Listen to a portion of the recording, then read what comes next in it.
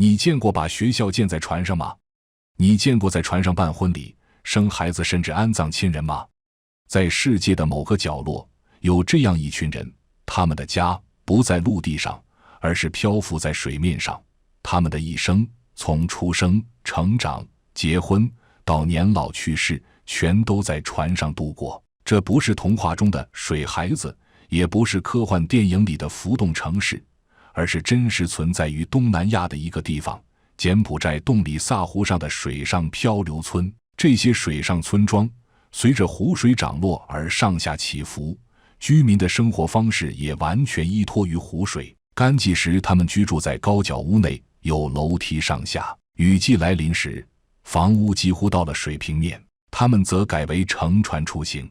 他们的一生都在洞里萨湖上漂泊，在洞里萨湖上出生、成长、结婚，也在湖上走向生命终点，甚至葬在湖中。这里的人们没有任何的收入，唯一的食物来源就是捕鱼。除此之外，很多人还会在这些水上浮村养猪、养鳄鱼当作食物的补充。他们没有政府提供的电力，也没有干净的水源，但是依旧坚强地生活着。他们是这个时代真正的漂流者，他们用最原始的方式在水上扎根，用最坚韧的意志在夹缝中生存。可与此同时，他们也要忍受贫穷、病痛、洪水和不确定的未来，甚至随时可能因为政策变动被驱赶，失去一切。本期我们将一起走进柬埔寨的水上漂流村，去看一看这个在水上流浪的村庄，去听一听水声背后的生活真相。他们到底是怎么活下去的？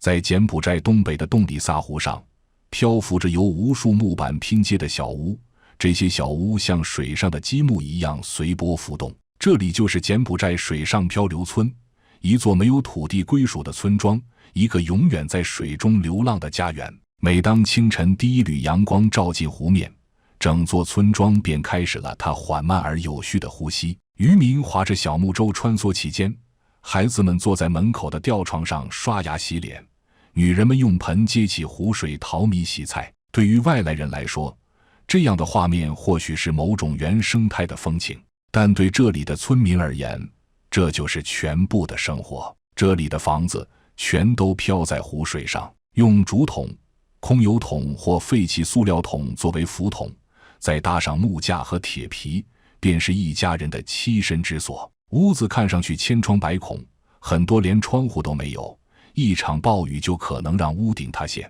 但它们仍然存活，像浮萍一样，随水位升高而升高，水位下降而下降。在丰水季节，湖水上涨，村庄便搬家，几十户人家驾着木船，一起拖着房子，缓慢地向湖心漂移。等到旱季来临，他们又会将房子拖回岸边，临时扎营。整座村庄仿佛一块在水面上漂浮的大陆，而这个地方却承载着几千人的日常与生计。村里的孩子从出生起就学会了在水上生活，他们不会走路，先会划船，3、4岁便能单独撑起一只小独木舟，7、8岁的时候就能帮助父母捕鱼、装网、晒鱼竿。对他们来说，湖水既是游乐场，也是厨房与厕所。他们在水中嬉戏、洗澡、如厕，甚至有人一生都未曾离开过这片水域10公里范围以外。然而，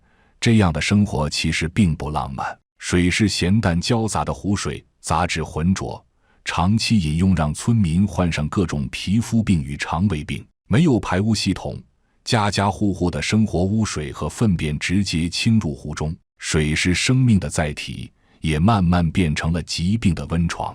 村里没有电网，只靠太阳能板维持基本照明，有些家庭连太阳能都负担不起，只能依靠煤油灯照明。到了夜里，整座村庄沉入黑暗，只有星光与船桨声。这里的夜晚非常安静，也非常孤独，连孩子的哭声都显得格外空旷。买东西怎么办？上学怎么办？生病了去哪儿？这些问题对村民而言不是选择题，而是生死关。最近的岸上即使要划船1小时才能抵达，遇到涨水或风浪，一趟来回就可能要大半天。尽管有学校，但村里的孩子几乎没有机会接受系统教育，很多人一辈子认不全自己的名字，更不知道世界有多大。尽管如此，这座村庄仍然活着，它依靠的是湖水的慷慨、鱼群的回馈，以及村民顽强的生命力。他们在木板船屋里出生、恋爱、成家、生子，也在这座漂流的村庄中慢慢老去。湖面村民的日常几乎都与渔网、小船密不可分。水是他们赖以生存的一切，不仅仅是水源，更是他们赖以糊口的资源。家里有几张渔网，就决定了一家人能吃上多少饭。有些年轻人会合伙买一艘破旧的发动机船，能划得更远一点，就多一分捕到大鱼的可能性。许多小孩不到10岁就能单独划着小船撒网，技术靠父亲教，胆子靠环境养。但湖水从不给人保证，有时候撒了一整天网，却只收回来鸡尾细小的杂鱼。有时候一不小心驶入湍急水流，船会被打翻，所有的工具、收获，甚至人身安全都可能付之东流。他们捕捞的鱼多为洞里萨湖中的淡水鱼种，如鲶鱼、青鱼、鲤鱼，还有一种名叫淡水狗鱼的小型掠食鱼。但最值钱的往往是个头最大的巨型鲶鱼，它能在市场上卖出好价钱。这些鱼在市场上流通，从村民的渔船上转手给湖边的鱼贩，再由卡车载到金边、暹粒或出口到欧美国家。然而湖水的馈赠越来越吝啬了，近年来渔获的数量明显减少。许多人说是上游国家的水坝改变了水流和鱼群的路线，有人说是湖区污染严重，鱼已经不再像过去那样繁衍。也有老人摇头叹气，说这是湖神生气了。为了捕到更多的鱼，一些村民不得不划更远，甚至冒着风险驶入深水区，但那也意味着更大的浪、更不稳定的天气。在没有救生衣的情况下，一场风暴可能瞬间卷走一条命。这些年，一些年轻人不再只靠捕鱼，他们学着给游客划船，在村边摆个摊卖椰子，甚至搬去岸上打工。但更多人还在坚守湖面，因为他们太熟悉这片水，也太离不开它了，哪怕这片水域危机四伏。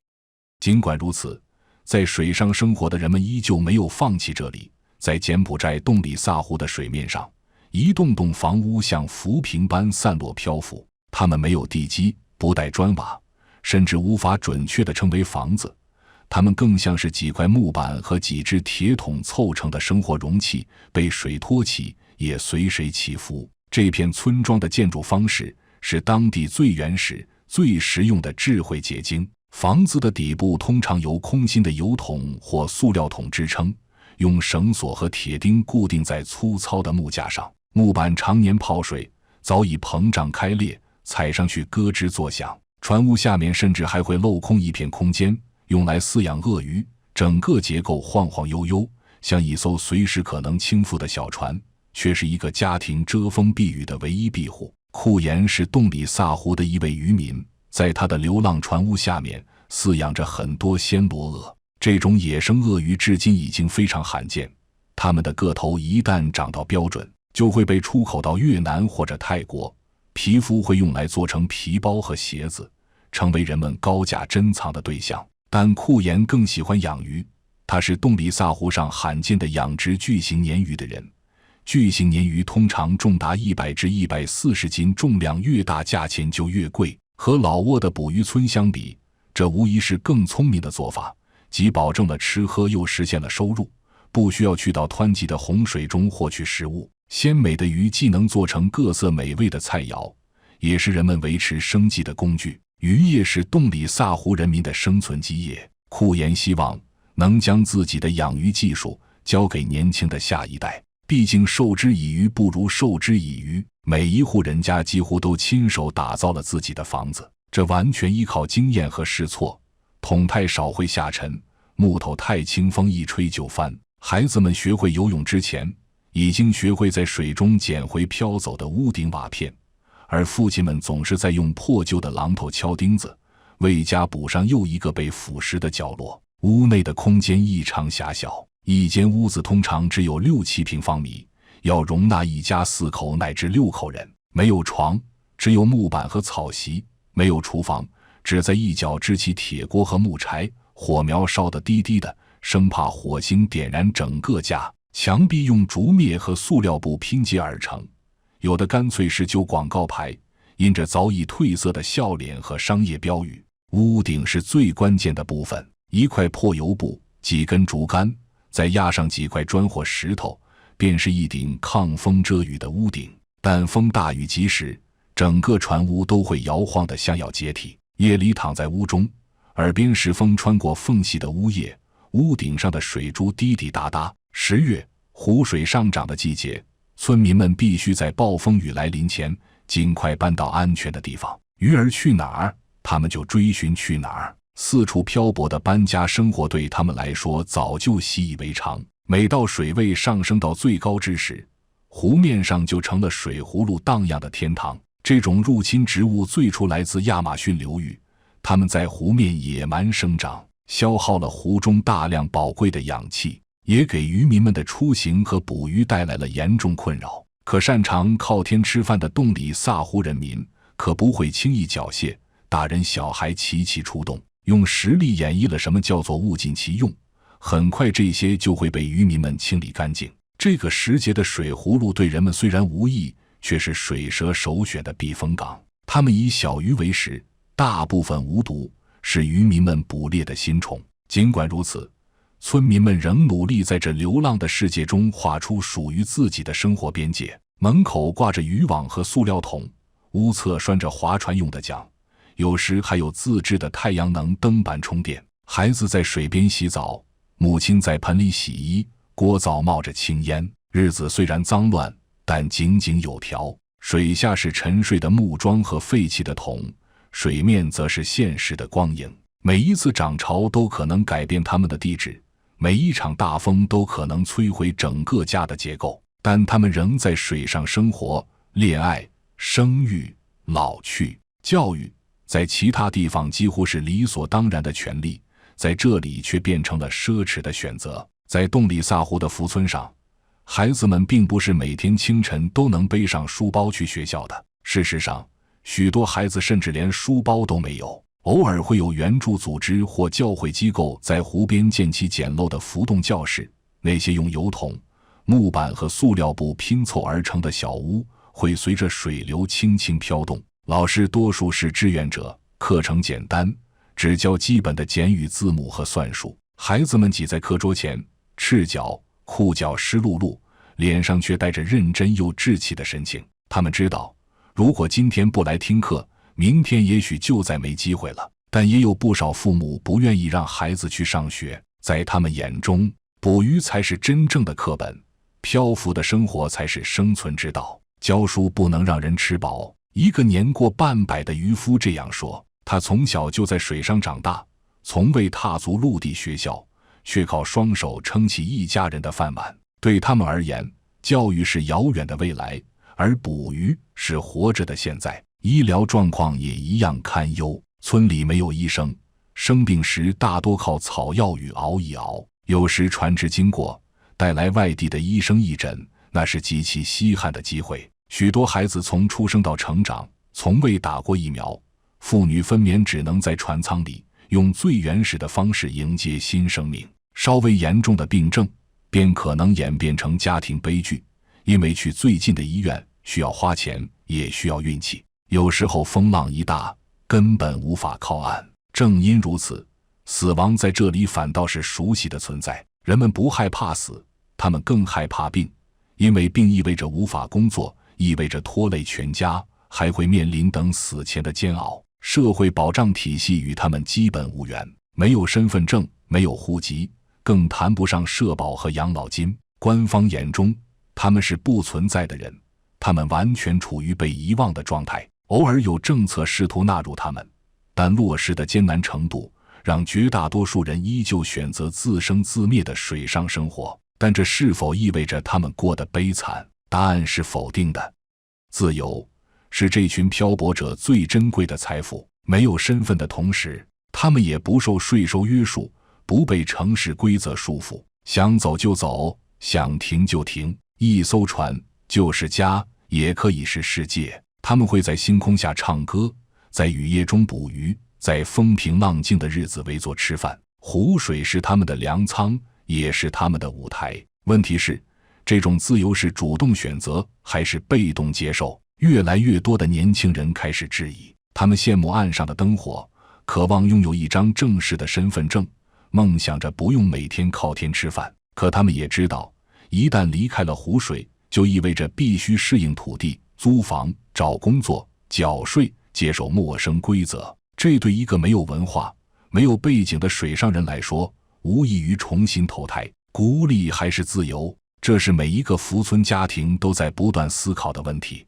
没有绝对的答案，只有各自的抉择。在洞里萨湖的浪涛中，漂浮的不仅是一艘艘小船，更是无数个夹在传统与现代之间的灵魂。他们渴望被看见，却又害怕被改变；他们想走上岸，却又舍不得水中的梦。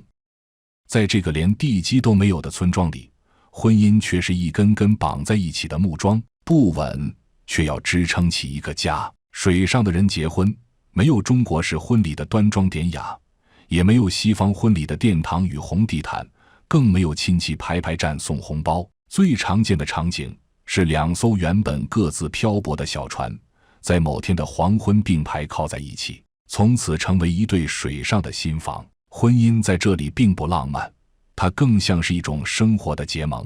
男女之间的结合不一定因为爱情，有时更多是生活上的互补。男人有条船却做不来饭，女人善于织网却没有稳定的食物来源。两个生活在孤岛般环境中的人就这样走到了一起，没有结婚证，也没有登记处，甚至连结婚这个说法，在水上村的老人看来都略显陌生。他们更常说，他搬过来了，就成家了。婚姻的起点往往就是两艘船的迁移，一床被子的铺设，两双鞋在船头并排的那一刻。孩子是家庭最稳固的纽带，虽然船上生活极为艰难，但孩子依然是大多数水上夫妻共同的愿望。在村里，有些船上一口气住着7、8口人，老人和小孩，夫妻甚至亲戚，空间逼仄，却也是一种水上的多代同舟。婴儿的哭声，母亲的哄睡声，祖母的轻咳，交织成一个家庭的生活底灶，朴素却温暖。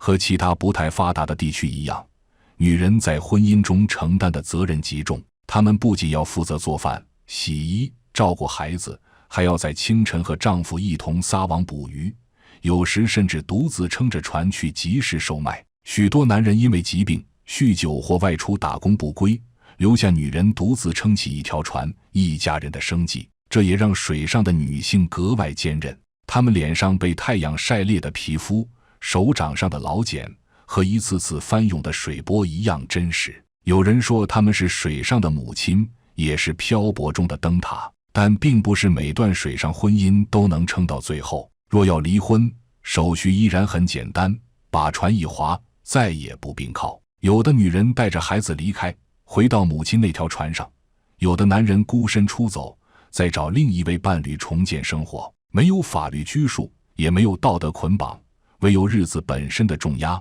让婚姻或散或聚。在这样的家庭结构中，家的意义被重新定义。它依靠一段段共同经历风雨的时间，夫妻间的信任，也是通过每次并肩撑船，每次共同熬过缺粮的夜晚，每次孩子发烧时相互守护而建立起来的。而家的漂泊，也意味着他们对归属的渴望更为真切。有些人一生未曾登岸，却一直向往着一个属于自己的土地，一个不会被水推走的生活。而在如今，越来越多的年轻人选择上岸，搬到河岸边搭建简易房屋，试图逃离这不稳定的婚姻与命运。但仍有人留在船上，他们说，水上虽然漂泊，但至少心中还有方向。哪怕婚姻只是竹篙绑起来的相依，哪怕家庭只是临时搭就的帐篷，他们也愿意相信，在这条河上总会有一艘船是等他们靠岸的家。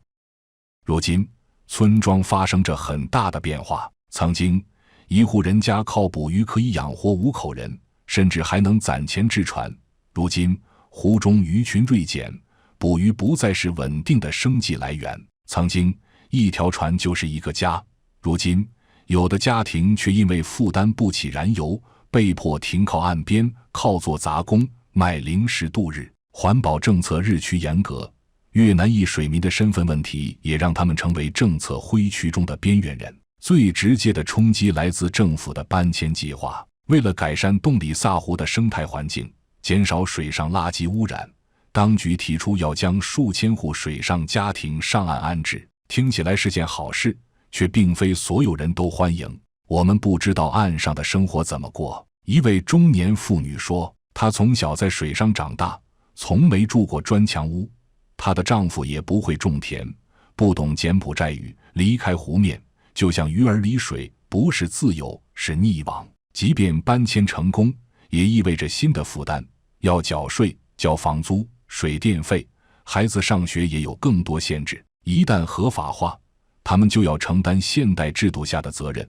可问题是，他们的经济与文化还没准备好迎接这个现代社会的规则。水上村的年轻人开始分化，一部分人开始逃离，去金边打工，去暹粒做导游，甚至偷渡去越南、泰国，只为摆脱漂浮的命运。但也有一些年轻人选择留下，尝试做些改变。有人开设水上英语补习班，有人组织志愿者清理垃圾，也有人尝试用社群力量发起小额互助计划。学校是水上村最具象征意义的希望所在。虽然破旧、缺乏师资，但那块写着希望学校的蓝色牌匾仍然被挂在木板教室门口。孩子们在简陋的教室里唱着柬埔寨国歌，却并不知道自己是不是这个国家的合法公民。在未来的想象中，有人盼着孩子能成为老师、医生，也有人仅仅希望我们家的屋顶别再漏，船底别再裂，还有人梦想有一天能在岸上买间房，挂上门牌，有个属于自己的地址。但这一切都只是想象。真正的问题是，他们愿不愿意，能不能从水上人变成岸上人。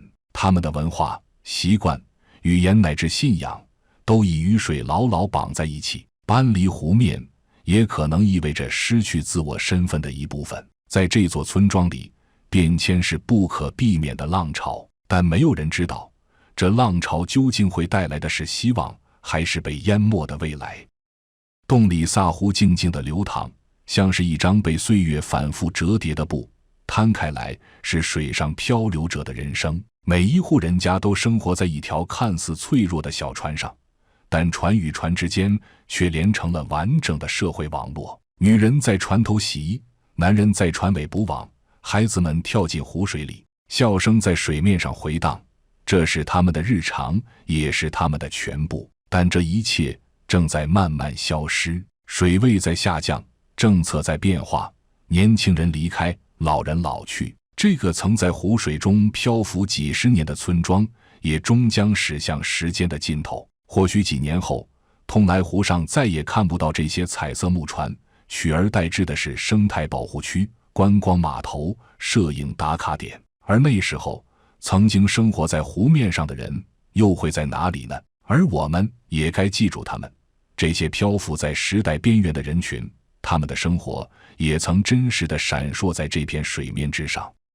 长视频制作不易，欢迎点赞、关注、转发，我们下个视频更精彩。